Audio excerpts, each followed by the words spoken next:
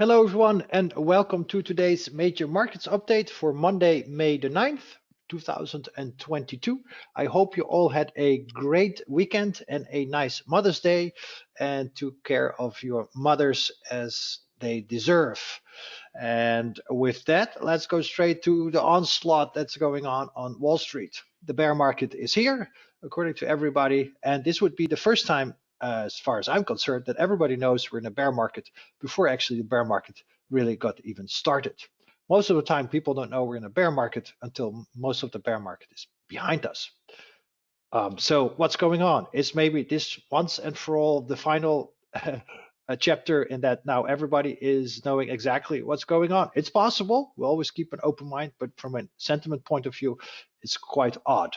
So that said, downside targets are being hit, but I don't see any reversal yet. So should we get ready for the long side or not? Let's have a look at the charts, shall we? Because the charts tell us everything. But before I go there, please put it in your calendar, in your agenda, write it down on a sticky note. Starting on Wednesday, May 11th, the daily updates will start half an hour later at 1:30 p.m. Pacific Standard Time. Instead of 1 p.m. Pacific Standard Time, we'll starting Wednesday, 1:30. All right, this will allow me a little bit more time to prepare for the webcast. Maybe some more data gets updated on the market breadth side of things that I can share with you. I think it will just increase the quality of the webcast. Half an hour later, starting on Wednesday, 1:30 p.m. Pacific Standard Time. I have a few more new things and surprises coming up, but those you'll see in a little bit. For now, this is the biggest thing, so please remember. For those who attend live, I prefer everybody to attend live, but I know sometimes you can't make it. Before we go to the charts, let's have a look at some sentiment readings. Here is an article this weekend written by Martin Pring. When he talks, you listen. And he's showing, again, we have record low sentiment, and most of the time that coincides with a tradable bottom. There's only one failed occasion, and that was in, I believe, early 2008. So he says the record low reading does indicate a very high level of pessimism is already baked into the cake. That could mean significantly lower prices will be more difficult to achieve than the recent breakdown suggests.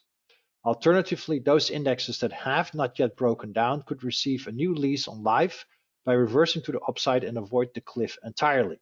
Okay, he's like, we are at the edge of the cliff, but we might not fall from it. So either way, we're likely to find out in pretty short order. This is an article on stockcharts.com by Martin Pring. So please keep that in mind. Again, a record low reading is very hard to interpret because you have no reference. Anyway, just keep that in mind. So he also is of the suggestion that especially now major news is all over the fact that the markets are crashing. And most of the time, he says, when that happens, we get, from a contrarian perspective, a rally, and most of the downside has already happened.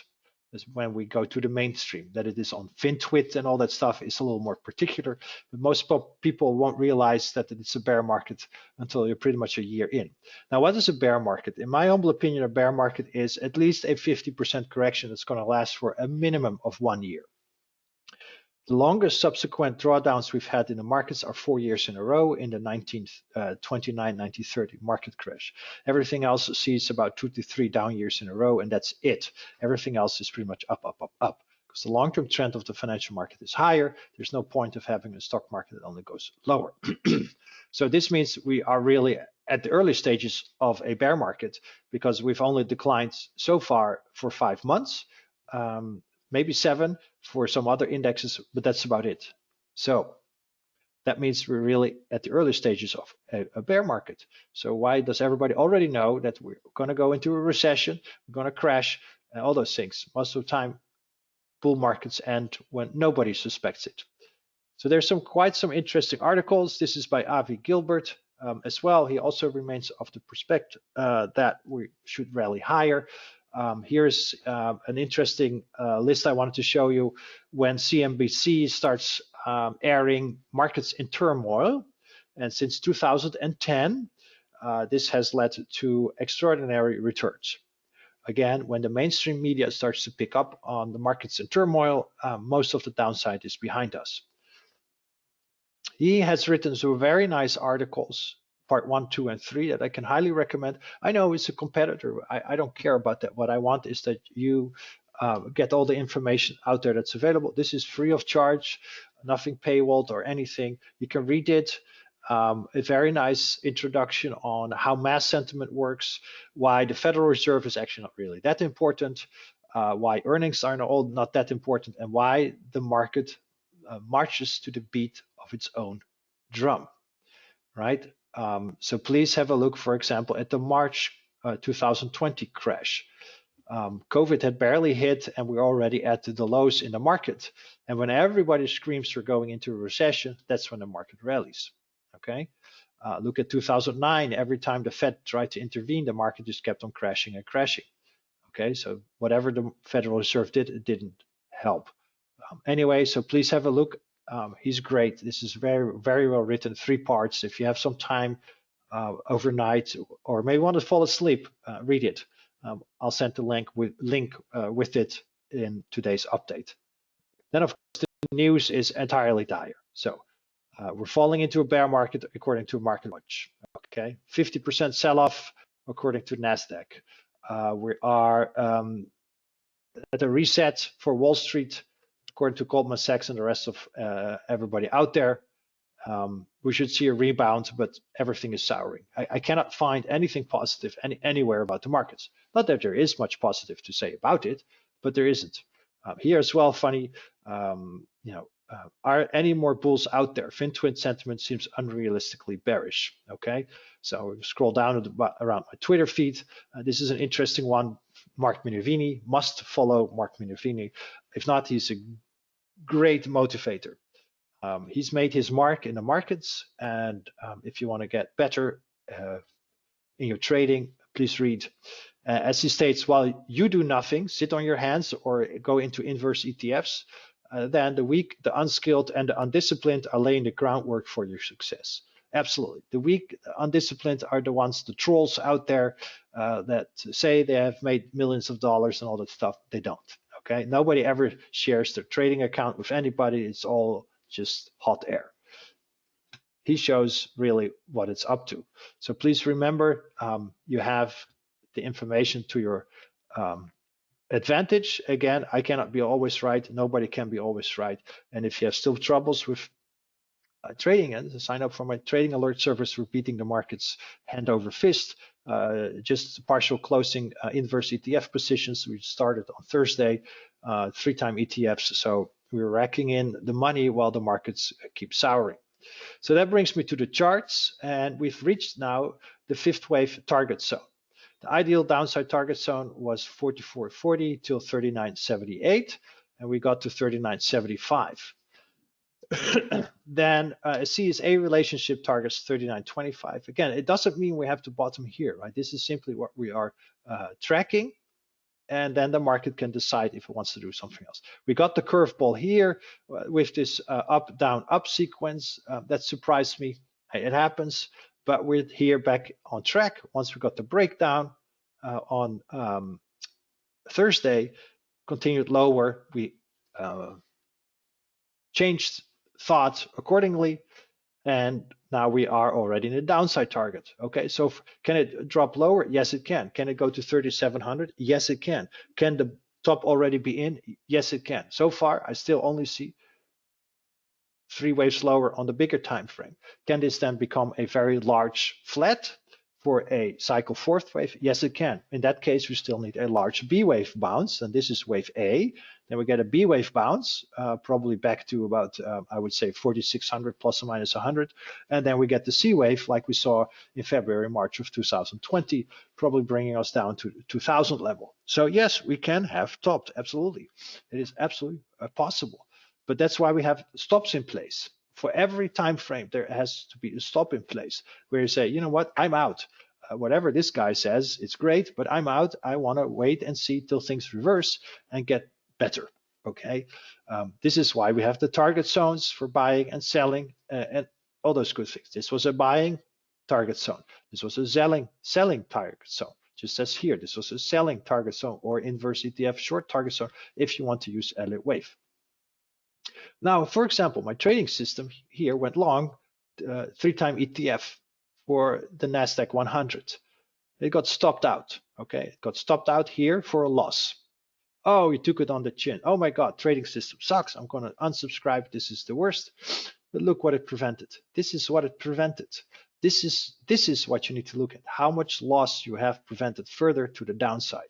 From a 3-time ETF perspective, you probably would have lost another 30% if you stayed long.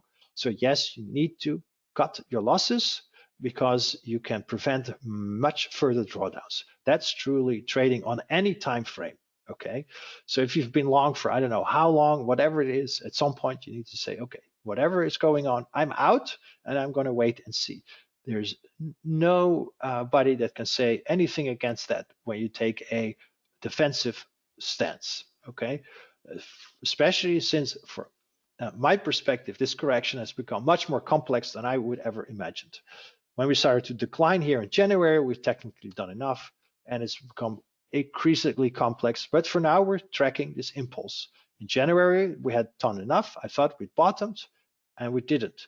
Then in February, I thought we've done enough. Again, 3 waves lower, and we were tracking an impulse to the upside, and it failed. We knew the break down level, and we overlapped. Once that was reached, we knew we had to look lower. Okay, this was the bullish cutoff level. I have it right here. I haven't changed anything on these arrows other than I've added the wave labeling. And I showed you if you break down below this level, we're going to go here. I haven't changed this arrow, 4,060. We've reached it already. So far, so good. And it looks like we still need to subdivide a little bit lower. Some more, I would say, 5th and 4th waves to go before we can bottom. I have no signs of a bottom being in place. Let's go to the futures market. The futures market are now also in their ideal wave 5 target zone. So here as well, I think this is where we're going to go to, you know what? We nailed this target zone, we nailed this target zone, we nailed this target zone. Again, back to that same target zone. This was the curveball. So now we might go a little bit lower. It's absolutely possible. There's no have to for the market to bottom in this exact target zone. It can always go a little bit lower. So please take that into consideration. This is our roadmap that we're following. And then we see if there's going to be any deviation from it. Remember, you always expect this typical Fibonacci-based impulse pattern. And within that, there's always going to be one deviation. We already got this first curveball here, but we knew once we started to break down that, wait a second, this is not a 3rd, a 4th, and a 5th wave, but this is 3 of 3, 3, 4. That's how we anticipate, we monitor, and we adjust. Same for the Dow Jones on a closing basis. We bottomed here for wave 3, we topped here for wave 4 where we had to. There's no breakout. Instead, we get the breakdown. We've already surpassed the ideal wave 5 target zone, so we have to look lower. How low can it go? It can go this low for a simple CSA relationship, which would target into, I would say, the mid to 25,000s. Yes, it can go that low. Absolutely. So we just have to track it. Again, I have no signs of a bottom being in place. Some timers say that we need to find a bottom between May 4 and May 11th. So anywhere between, I would say, tomorrow and Wednesday, we should find a bottom. We'll know soon enough. Once we start to make higher highs, ultimately, we need to break out above the Federal Reserve's high, the high made last week. Loud and clear. We break above that high, then I consider the low in place. NASDAQ100 also keeps pouring lower. We have not had a bounce and another drop, so that's what I'm waiting for. We can easily go to the 12,000s and 11,800s that we retraced this entire 5th wave. So far, we're doing that exactly.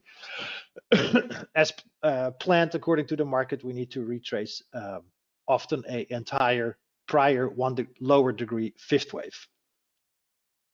By the way, you can also go to Avi's website, track it. where he is now also suggesting that we might be in a larger degree fourth wave than he originally anticipated. What I do want to point out is that we always have our target zones to look for, and once we start to get these overlaps, remember we had already said that we need to, the first overlap happened here. We said we cannot break below this high here. That happened already a couple of weeks ago, so we knew to expect further downside. Then last week we said we have to break above this level to suggest the low is in place. That didn't happen. We got a slightest of tips above it on an intraday basis, but not on a close, right on it. So again, that was the condition, but we didn't get the signal and we get the breakdown. Okay, so always remember, same with all this bearish sentiment out there, that is the condition, but no signal yet. The market is the final arbiter, and so far sentiment is right. Everybody's bearish, and for a good reason, because we keep dropping. So far sentiment is right. This is the other wave count for NYA. It looks like it wants to go to the 76.4% retrace, and then all we should see is a last gasp higher. So far this one is not out of the ordinary either. All right, we're still in this ideal wave 4 target zone, but we need to find the bottom soon. If we start breaking too low, then I have to really revisit my wave count, and maybe we are indeed in the early stages of a bear market, one step at a time. IWM, I had to revise my wave count, and that I originally thought this was wave 1, wave 2, wave 3, wave 4. It followed the ideal Fibonacci pattern, but the continued breakdown suggests that this is 1, this is 2, similar to what we see for the Nasdaq and the S&P 500 and the Dow Jones. So I've aligned those. It looks a little better. Fell a little bit short of wave 3, overreacted for wave 4, but we have no overlap with wave 1. So now we're reaching towards this wave 5 target zone. Okay, so it's definitely dropping lower than I originally anticipated. This can go back all the way to the 150s, by the way, to retrace all of this wave 3 here. So again, I have no signs of a bottom in place. Now here's an indicator, the PMO buy all indicator that has bottomed out for quite a while. It did the same here in March last year. Okay, the longer it bottoms out like this at 0, the bigger the counter trend rally will be every single time. But I have no signs of a bottom in place. That would be a massive up candle. Once we get the massive up candle, we know the bottom is in place. Okay, look at how long it took, several weeks. Same here in September of 2020. Not as long as a bottoming out as we had in March. Okay, so the longer it takes for this to bottom out, to be completely washed out, the better the buy signal.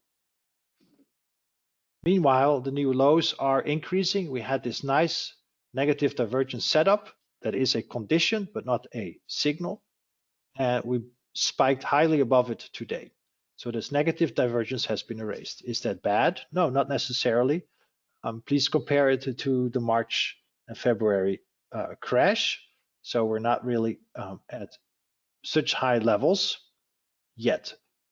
Doesn't have to get this low, but it's getting pretty washed out. That's for sure.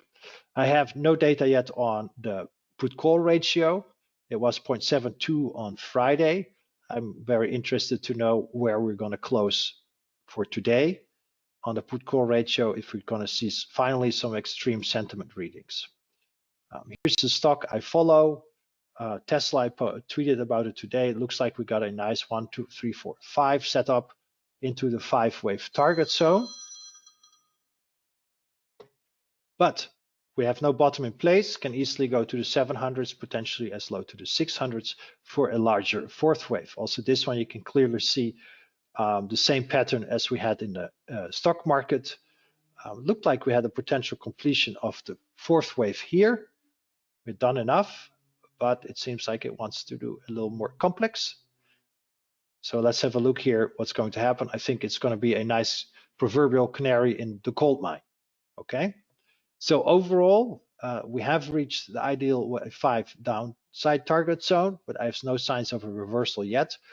We can go to 39.25 or below. So we'll have to watch and wait for a reversal full confirmation on a break back above the Federal Reserve's high made last Wednesday.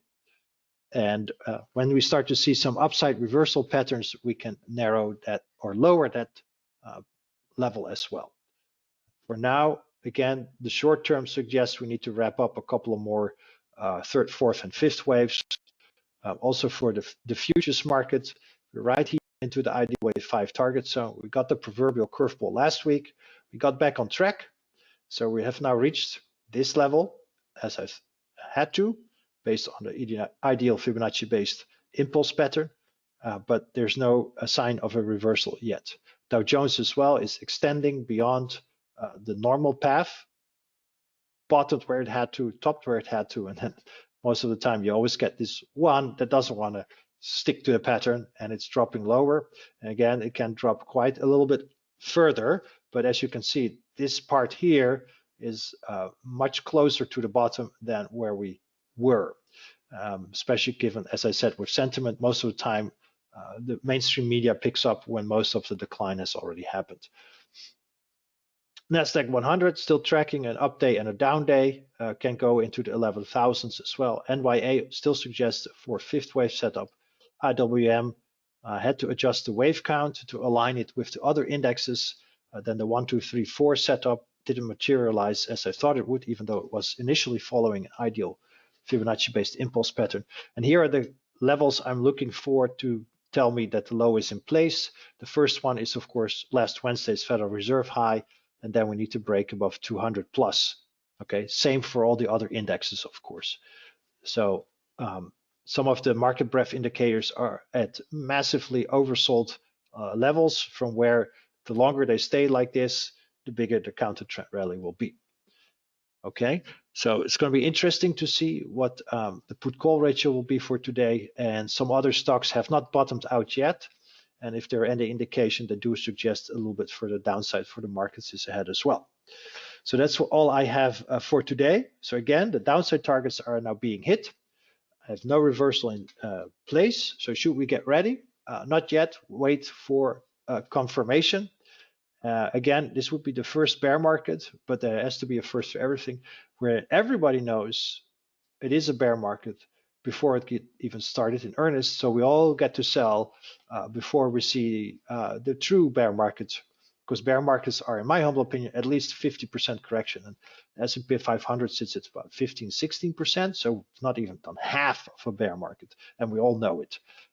That's a little bit too much to ask, but that doesn't prevent the market from dropping a little bit more, because right now the bears and all the bearish sentiment has been right. That must be acknowledged. So with that, thank you so much for listening. All the levels are on the charts. So let's see what we're going to get over the next few days. And maybe on Wednesday, I can tell you this starts to look much better for a low is in place. Take care, trade safe. See you all on Wednesday at 1:30 p.m. Pacific Standard Time.